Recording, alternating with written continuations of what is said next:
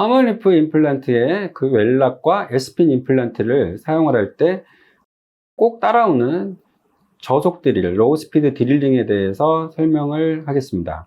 그리고 부제는 저는 스크류 타입이든 락킹 테이퍼든 꼭 저속 드릴을 하셔야 합니다라는 부제로 발표를 하겠습니다. 일단 임플란트의 모든, 아까도 이제 자주 보여드리지만 임플란트의 내구성이 정말 중요한 거고요. 장기적인 어떤 안정성을 가지려면 일단 부러짐과 찢어짐이 없어야 하는 거죠. 그리고 저속 드릴을 사용하게 되면 일단 수술 자체가 굉장히 편안해지고, 그리고 굉장히 자가골을 많이 확보할 수가 있습니다. 이런 거 위주로 일단 설명을 하겠습니다. 로우 스피드 드릴 테크닉에 대해서 잠깐 개요를 좀 설명하겠습니다. 일단 50에서 75 RPM 정도로 하고요. 대충 30N 정도로 세팅을 하게 됩니다. 그리고 되도록이면 익스텐션을 끼워서 시술을 하고, 이거에 대해서는 뒤에 잠깐 다시 설명을 하겠습니다. 주술을 하지 않기 때문에 환자가 물이 제어가 된 상태에서 하기 때문에 훨씬 더 편안하게 진료를 받을 수 있습니다. 그리고 술자도 이리게이션을 하지 않기 때문에 석션이 하는 손이 하나 남기 때문에 훨씬 다른 쪽에 더 집중을 할 수가 있습니다. 그리고 이게 저는 그래서 지금 한 20년 동안 주스 라인이 없이 임플란트를 식립을 하고 있습니다. 그리고 저속 드릴을 하게 되면 이 치조골의 성상을 알 수가 있습니다. 치조골이 무른지 단단한지 이런 걸 알 수 있고, 훨씬 더 섬세하게 드릴을 할 수가 있습니다. 그래서 상악동이나 신경관의 침범을 방지할 수가 있습니다. 그리고 드릴이 미끄러지는 걸 방지하기 때문에 전치부에서 포지션 선택에서 아주 용이합니다. 그리고 무엇보다도 자가골을 굉장히 많이 얻을 수 있고요. 그리고 주수로 인해서 우리가 이리게이션을 함으로써 신선한 혈액들을 계속 이렇게 소모시키는 것들을 방지하기 때문에 인체에서 뼈가 되기 위한 신선혈을 유지하는 데 가장 유리합니다. 그래서 이런 식으로 저는 세팅을 대충 하고 있습니다. 25에서 30에 50에서 75 RPM 정도로 사용을 하고 있습니다. 그래서 웰락이나 에스핀 임플란트는 저속 드릴에 아주 특화된 임플란트입니다. 그래서 키트는 이렇게 되어 있고요. 단면은 웰락, 에스핀입니다. 웰락은 말레팅으로 식립을 하게 되고, 에스핀은 핸드피스로 마운틴을 연결해서 통상적인 스크류 타입 같이 식립을 하게 됩니다. 그래서 여러분들이 이 사진을 보면 이렇게 타사에서 본 채취하는, 이렇게 본을 채취하는 것과 이런 식으로 혈액이 자기의 깨끗한 혈액과 이런 식으로 모아둔 이런 자가골과 어느 게 더 어떤 인체에서 어떤 좀 더 활용성이 좋을까는 그냥 시각적으로 봐도 훨씬 더 이게 뭔가 더 뼈가 잘 될 것 같고 더 염증이 안 생길 것 같고 하는 그런 어떤 시각적인 어떤 것들을 보여주게 됩니다. 아까 말씀드렸듯이 이런 드릴들을 사용을 할 때는, 저속 드릴을 할 때는 익스텐션을 반드시 저는 사용을 하게 됩니다. 익스텐션은 이렇게 좀 길이에 따라서 긴 것도 있고 중간 것도 있는데, 좀 짧은 것도 있는데, 제가 생각하기에는 익스텐션은 좀 짧은 거, 긴 거는 좀 걸리는 게 있어서 구치부에서 보통 짧은 걸로 하게 되면은 거의 구치부에서도 다 크게 무리 없이 다 사용을 할 수 있는 것 같습니다. 요거는 차후에 모어덴이든 허먼리프에 요청을 하면 구할 수 있을 것입니다. 그래서 제가 익스텐션을 사용하는 이유는 지금과 같이 그냥 드릴을 하게 되면 전치부에서 거의 이렇게 치아에 걸리게 됩니다. 그래서 익스텐션을 사용을 해서 패스를 확인하기가 좋고, 그리고 인접치아의 어떤 방해를 피할 수 있기 때문입니다. 구치부에서도 보면 이게 익스텐션을 사용하지 않으면 이런 식으로 호미질이 된다거나 아니면 옆으로 이렇게 틀어진다거나 이런 상황이 벌어지게 됩니다. 그래서 되도록이면 익스텐션을 사용하는 것을 권장합니다. 그래서 상악 대구치에서도 마찬가지로 그냥 하게 되면 이런 식으로 디스탈로 틸팅이 되는 이런 현상이 벌어지게 됩니다. 그래서 익스텐션을 해서 패스를 정확히 좀 확인하면서 식립하는 걸 말씀드립니다. 저속 드릴을 하게 되면 지금과 같이 이 리머에 이렇게 본이 묻어 나오게 됩니다. 그래서 이 묻어나오는 본의 양상을 보고 타입 1, 2, 3, 4 이런 식으로 본의 양상을 알 수가 있습니다. 그래서 타입 4와 같은 경우에는 이런 식으로 이렇게 거의 핏기만 이렇게 나오는 양상이 되죠. 그러면 이런 양상이 어떤 본이다 그러면은 임플란트 사이즈를 한 단계를 줄이든지 아니면 HA 코팅에 대한 임플란트를 사용하든지 이런 식으로 그 미연에 한번 대처를 할 수 있는 어떤 마음의 준비가 좀 필요하게 됩니다. 그래서 일단 제가 이제 그 키트와 카탈로그를 잠깐 좀 설명을 하겠습니다. 키트는 이렇게 되어 있고 보면 이 상부 맨 위에 이 키트가 있고 리머가 있고 아래 이만큼의 리머가 있는데 위에 이 리머는 핸드리머라고 카탈로그에 되어 있습니다. 그런데 이게 예전에 나온 해치리머랑 같은 겁니다. 상악동을 거상하면서 그 드릴을 하는, 여기 키트는 드릴이 아니고 리머라고 하는데 리머를 하는 그런 기구이고 아래는 라첸 리머. 그래서 통상적으로 그냥 리머라고 하겠습니다. 이거는 이제 사이즈별로 그냥 통상적으로 식립할 때 쓰는 리머입니다. 그래서 보면 이제 핸드리머를 제가 그냥 라첸 리머로 이렇게 명명하겠습니다. 라첸 리머는 이 상부가 그 상악동을 거상한 상악동을 해치로 이런 형태로 열 수 있는 그런 기능을 하기 때문에 예전에 해치리머라고 이렇게 해서 나온 제품이 있습니다. 그거랑 똑같은 제품입니다. 그래서 상악동을 올리면서 하는 리머입니다. 그래서 이 리머는 상악동 거상술과 그리고 이게 상악동을 밀면서 올리는, 이렇게 해치로 밀면서 올리는 이런 기능이 있기 때문에 하악에서 신경관이 굉장히 가까울 때 신경관 손상을 방지하면서 드릴을 할 때 쓰시면 아주 유용하게 사용할 수 있습니다. 그리고 이게 왜 핸드리머라는 단어가 있냐면 이 핸들에 연결해서 쓸 수가 있어서 핸드리머라는 단어 명칭이 있는데 이거는 이거에 약간 국한된 그런 용어이기 때문에 그냥 해치리머로 그냥 하는 게 좋을 것 같습니다. 그리고 통상적인 라첸리머는 그냥 리머라고 이제 하게 됩니다. 그리고 이제 리머는 우리가 말하는 풀 사이즈 드릴입니다. 만약에 내가 4.5에 팔을 심는다고 치면 4.5mm까지 이거는 풀 사이즈로 리밍을 하는 겁니다. 그래서 이런 그 리머는 저속 드릴과 그 다음에 자가고를 얻는데 아주 효과적입니다. 그리고 여러분들이 알아야 할 게 만약에 스크류 타입을 하는데 나는 이 리머를 좀 자가고를 채취하는데 쓰고 싶다. 그러면 우리들이 만약 4.5mm를 일반적으로 스크류 타입을 심을 때는 드릴은 대충 4.0 이 정도로 드릴을 하게 되거든요. 그래서 만약에 우리가 4.5mm짜리 스크류 타입을 식립을 할 때는 여기에서 리머는 4.0까지만 드릴을 해야 합니다. 그래야지 이게 헐겁게 되는 걸 방지할 수가 있습니다.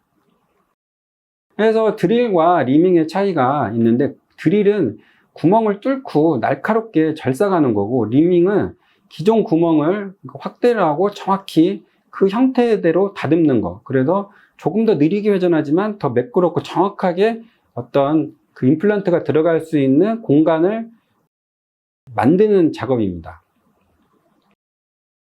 그래서 라첸 리머의 통상적인 그 방식입니다. 라첸 리머는 날이 하나, 둘, 여기에 하나, 둘, 날이 두 개가 있고 위에가 조금 더 뾰족하기 때문에 약간은 그래도 직진성을 조금이라도 더 얻을 수 있습니다. 그래서 저속 드릴을 하게 되면 이게 이런 식으로 여러분들이 생각하는 것보다 자가고를 굉장히 많이 얻을 수 있습니다. 이거는 상악동에 하는 게 아니고 그냥 통상적인 어떤 임플란트를 식립하는 그럴 때 쓰는 그 리머입니다. 그래서 이렇게 자가고를 많이 모을 수 있습니다. 그럼 반면에 이제 이거는 상악동 수술을 할 때 쓰는 이제 해치 리머입니다. 그래서 상악동 수술을 할 때 이렇게 저속 드릴을 하게 되면 이 끝에 아주 얇은 날이 조금씩 깎아 들어가면서 아까 말한 그 상악동 그 하연을 해치 형태로 열어주기 때문에 지금과 같이 저속 드릴을 하게 되면 어느 상악동에 가까워질 때 뭔가 이렇게 꿀렁꿀렁 하면서 상악동을 상부로 올리게 됩니다. 그리고 자가고를 채취하게 됩니다. 보시면 이제 저속 드릴이 어떻게 우리가 임플란트를 식립을 할 때 작용하는지를 한번 이제 케이스로 한번 보여드리겠습니다. 이 환자는 제가 뭐 예전에 한 6, 7년 전에 뭐 간단하게 이쪽 임플란트를 했죠. 뭐 허멀리프 임플란트로 뭐 치조골도 재생이 좋고요. 아주 양호한 영상으로 이렇게 마무리를 했는데, 이 환자가 코로나 동안에 4년 동안, 3년 반 동안 아예 치과를 안 오시더만 갑자기 이 상태로 내원하였습니다. 그래서 그날 임플란트 이쪽 한 거는 아주 상태는 양호하시고요. EV하고 EV가 아주 뭐 심하게 손상이, 그 치주 질환이 일어났죠. 그래서 당일날 어쩔 수 없이 양쪽을 다 할 수는 없어서 저는 되도록이면 다 발치 직시를 하는데, 얘는 발치를 하고 얘는 발치 직시를 했습니다. 발치를 하고 발치 직시를 식립해서 이제 26번은 뭐 자가골도 좀 넣고 해서 이제 발치 직시를 했고요. 그리고 나서 3개월 후에 이쪽을 이제 힐링된 상태에서 그 임플란트를 식립하기로 합니다. 그래서 플랩을 열고 들어가 보니까 위에 그 본 브릿지는 있고 그 아래쪽은 완전히 뚫린 형태죠. 그래서 이쪽 연조직은 블레이드로 커팅을 하고 이런 양상이죠. 지금 이 양상이면 지금 구개 측에는 치조골이 있고, 뭐 물론 밑에는 당연히 치조골이 있겠죠. 근데 협측이 뚫린 양상이죠, 완전히. 이런 양상에서 저속 드릴을 하게 되면 여러분들이 보는 이런 현상이 생깁니다. 저속 드릴을 하게 되면 물론 드릴에 묻어서 나오는 자가골이 있지만 이 안에서 뭉개지는 뼈들이 구개측과 바닥이 막혀 있으니까 뭉개지는 이 뼈들이 이렇게 협측으로 밀리게 된다는 거죠. 그래서 사이즈를 한 단계씩 넓히게 되면 더 많이 밀리게 되죠. 그래서 최종 사이즈 정도까지 했을 때 어느 정도 막히는 정도 임플란트 식립을 하고요. 여기에서 자가골을 저속 드릴로 이런 식으로 채취를 했을 때 이렇게 많은 자가골이 채취가 됩니다. 그래서 협측에 이렇게 하고 멤브레인이나 이런 걸 쓰지 않고 저는 거의 자가골만으로 그 임플란트를 하고 아주 드문 경우에만 뭐 사서 쓰는 뼈를 동반하긴 하는데 거의 90% 이상은, 95% 이상은 자가골만으로 이식을 합니다. 그렇게 해서 통상적인 치유 과정을 거치고 구강에 접착을 해서 세팅을 하고 이렇게 해서 마무리를 했죠. 그래서 이 상태가 얘는 발치 직시를 했고 얘는 딜레이로 하고 그리고 치주 치료를 좀 해서 좀 안정을 좀 어깨에 안정이 좀 되어 있는 상황입니다. 뭐 보철 양상도 양호하고 아주 깨끗한 양상이죠. 그래서 이 상태를 아까 말씀드린 대로 저속 드릴로 하면 별거 하지도 않았지만 이런 상태가 된다는 거죠. 그리고 CT를 1년 정도 후에 찍어보니 상방이 다 날아간 뼈들도 다시 다 뼈가 재건이 된 거죠. 제가 지금 이런 양상은 사실 너무나 많은 케이스에서 보여주기 때문에 오늘 한 케이스만 보여드린 건데 거의 대부분이 이런 양상이 됩니다. 제가 이 지금 케이스를 보여드린 거는 이거는 이제 플랩을 열고 상황을 보여드린 거고, 제가 발치 직시를 할 때 내부 연조직만 깨끗하게만 제거할 수 있다면, 블레이드로 내부 연조직만 깨끗이 제거를 하면 안쪽에서 드릴을 하게 되면 지금과 같이 뼈가 바깥쪽으로 밀리면서 이쪽이 어느 정도 다 채워진다는 거죠. 이제 그것을 설명하기 위해서 이 케이스를 보여준 겁니다. 그래서 이 환자는 이제 10년 전에 일단 이제 왼쪽 위에 이쪽 딱 10년 전에 이쪽에 이제 상악동 거상술을 하고 임플란트를 해서 지금도 뭐 양호하게 지금 유직은 되고 있고요. 이건 숏 임플란트를 했고요. 이제 이쪽과 이쪽을 이제 임플란트를 하기 위해서 내원했습니다.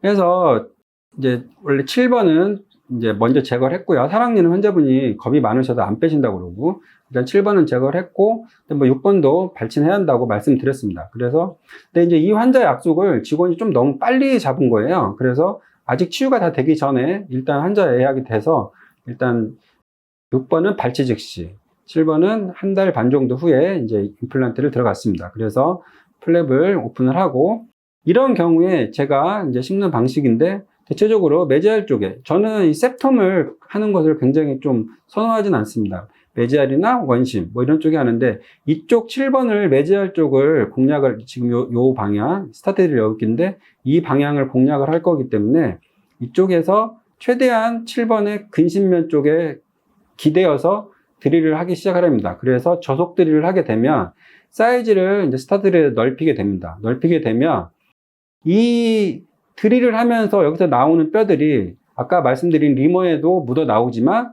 이 뼈들이 바깥쪽으로 밀립니다. 그래서 이런 식으로 어떤 뒤에 어떤 경계를 형성이 되게 그 본의 어떤 경계를 만들게 됩니다. 그래서 최종 드릴, 심기 전에 최종 드릴을 할 정도 되면은 이게 그냥 원래 여기에 뭐가 있는 상태에서 그 홀을 뚫어놓은 할 정도로 그 자가 치조골이 밀려서 자연스럽게 이쪽에 쌓이게 됩니다.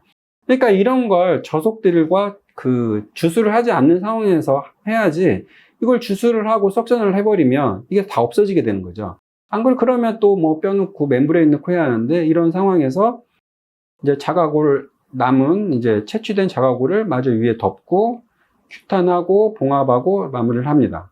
그래서 통상적인 치유 과정을 거치고 이렇게 치유가 세팅을 하였습니다. 보면 이렇게 초기에서 임플란트 식립을 하고 향후 2년 정도, 1년 반 정도 흐른 상황에서 치조골은 다 완벽하게 다 재생이 되었죠. 이 환자에서 이제 10번 때 15, 16, 17 임플란트를 이게 이제 임플란트를 하려 합니다. 이쪽 임플란트는 이게 뭐 상악동이 뭐 워낙 낮아가지고 이게 뭐 한 번에 가능할 수도 있고 뭐 뚫리거나 그러면 이제 뼈이식만 그 상악동 거장술만 하고 나눠서 한다 그랬는데, 일단은 뭐 할 수 있으면 한 번에 한다 이렇게 하고 시작은 하였습니다. 그래서 이제 제거를 하고 발치를 하고 아까 말한 대로 이제 해치리머로 이제 식립을 하죠. 그리고 제가 이제 말씀드리지만 상악에서 최후방 구치 이런 것을 그 허멀리프 임플란트, 웰락이나 에스핀으로 쉽게 하는 방법이 구개측 치근의 이 협측 슬로프 이쪽을 이용을 해서 식립을 하면, 이 부위에 식립을 하면 굳이 이쪽에 이런 복잡한 것들을 관여하지 말고 이쪽으로 하게 되면 훨씬 더 쉽게 그 상악동 막도 측면으로 밀면서 임플란트를 쉽게 식립할 수 있습니다.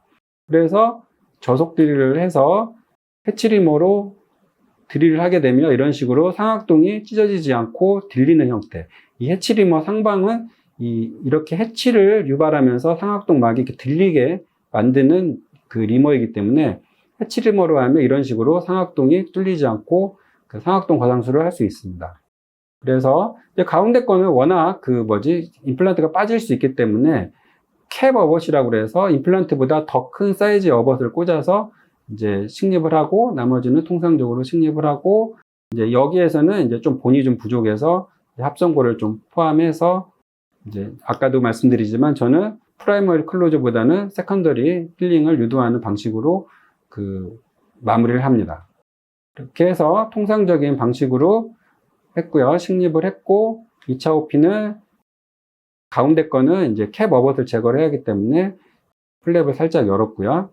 그래서 이제 힐링을 꽂고, 그 허멀리프의 웰락 SP는 이게 지금 360도 그 원형의 형태로 그 체결이 되기 때문에, 물론 이게 그 스캔 바디가 따로 있긴 하지만 지금 제공하는 힐링으로도 이 힐링을 스캔 바디 형태로도 사용을 할 수도 있습니다. 그래서 그냥 힐링 상태에서 이걸 자꾸 넣었다 뺐다 할 필요 없이 그냥 오면 이런 것들만 좀 깨끗하게 클렌싱을 하고 스캔을 해서 커스텀을 만들고 뭐 체결을 했죠.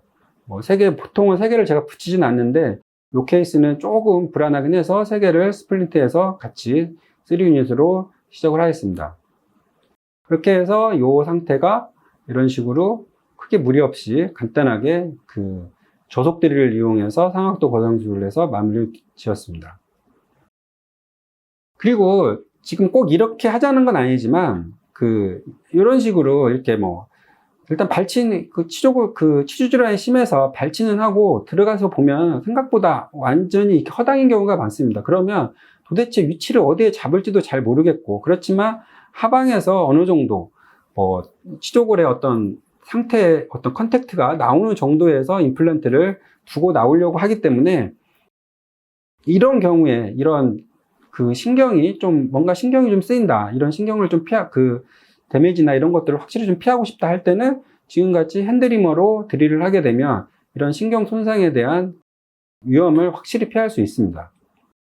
그래서 식립을 했는데, 저도 사실은 이게 이렇게 가까이 식립된 줄은 몰랐는데, 침연 맞지만 하고 환자분이 식립할 때 크게 아프다고 하지 않았기 때문에 뭐 신경하고의 어떤 문제는 없을 거라 생각을 하고 마무리했던 케이스입니다. 이렇게 해서 신경하고 그 상당히 가까운 접근을 할 때는 그 해치리머로 드릴을 하게 되면 좀 더 쉽게 할 수 있습니다. 그래서 이렇게 마무리를 했고요. 보시면 이런 케이스에서는 정말 이런 데가 신경하고 굉장히 거리가 가깝죠. 특히 이 부위. 그래서 이쪽 부위는 뭐 간단하게 일단은 마무리를 했습니다. 마무리를 했는데 이제 30번대에서 식립을 하고 하는데 앞쪽은 크게 무리가 없었는데 뒤쪽은 그 해치리모로 드릴을 하는데 환자분이 계속 찔끔찔끔 아프시다고 그래서 그러면 뒤쪽은 신경이 너무 가까운가 보다 해서 일단 앞쪽만 식립을 하고 뒤쪽은 앞쪽에서 나온 자가고를 넣고 이제 봉합을 했죠. 이렇게 해서 한 달 반 후에 다시 열어서 이쪽은 다시 해치리모로 드릴을 해서 이제 치조골이 좀 더 이제 재생이 된 상태에서 다시 해치리모로 신경하고의 어떤 그 관계를 보면서 드릴을 했죠. 그래서 신경하고 거의 뭐 비슷하게 있는 라인이지만 그 해치리모로 환자분이 이제 뭐 아프냐 안 아프냐 이런 것들에 대한 어떤 가이드를 보면서 이제 식립을 하게 되는 거죠. 그렇게 해서 이렇게 좀 굉장히 뭐 어려운 케이스 같지만 좀 간단하게 이렇게 마무리를 했던 케이스입니다. 이거는 이제 사실 뭐 해치리머나 뭐 그런 거하고는 좀 다른 개념인데 그냥 케이스를 하나 좀 보여드리려고 합니다. 이 환자분이 저한테 뭐 거의 한 8, 9년을 사실 여기 7번이 있었는데 이제 7, 8년을 끌고 가다가 이것도 빼고 그런데 보시면 이게 뼈가 안 차오르죠. 이게 뼈가 안 차오르는 이유가 왜 안 차오르냐면 이 치아 6번 디스탈 이 치근이 많이 오염이 되어 있는 거죠. 이게 오염이 되어 있고 이쪽에 어떤 이제 파이브로스한 시크한 어떤 연조직이 여기에 개재가 되어 있는 거죠. 그런데 이걸 발치를 하고 이제 여기 임플란트를 식립을 하게 되면 발치를 하고 임플란트 식립을 하고 여기에 있는 시크한 연조직을 제거를 하면 저는 얼추 뼈가 요 라인까지는 아니더라도 이 기준 정도로 뼈가 찰 거라고 생각은 들긴 합니다. 그래서 발치를 하고 플랩을 거상을 하고 이 내부 연조직을 이제 제거를 하고 내부 연조직을 제거를 했죠. 얇으니까.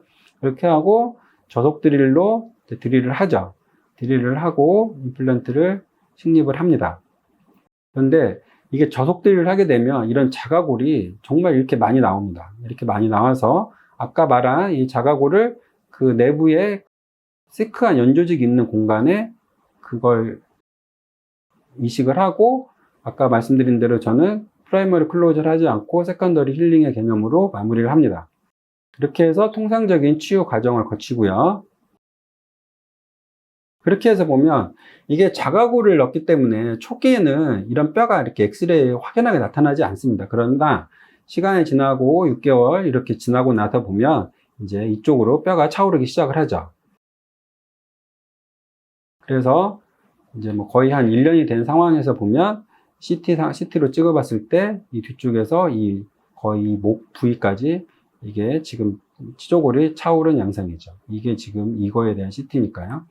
이게 사실은 저도 여기서 약간 미스를 한 게 뭐냐면 이 보철물을 사실은 이 보철물 마진을 조금 더 이 위쪽으로 놨으면 이게 이 뼈가 조금 더 이쪽에 더 올라왔을 거라고 생각합니다. 이쪽에서 뼈가. 근데 이제 이 보철물 마진을 좀 낮춰놨기 때문에 뼈가 더 올라오고 싶어도 여기에 걸려서 지금 못 올라오는 약간 그런 양상인 거죠. 그래서 우리들이 이런 치료를 할 때, 내가 대충 뼈가 어느 정도 나올 거다. 물론 이것을 다 걷어내고, 텐팅 스크류, 이런 식으로 하고, 그 핀도 받고, GBR 하고 해서도 하면 좋은 결과를 틀림없이 얻을 수 있겠지만 지금과 같이 하더라도 임상적으로 거의 문제가 되지 않는 또 롱텀으로 문제가 되지 않는 결과를 얻을 수 있습니다.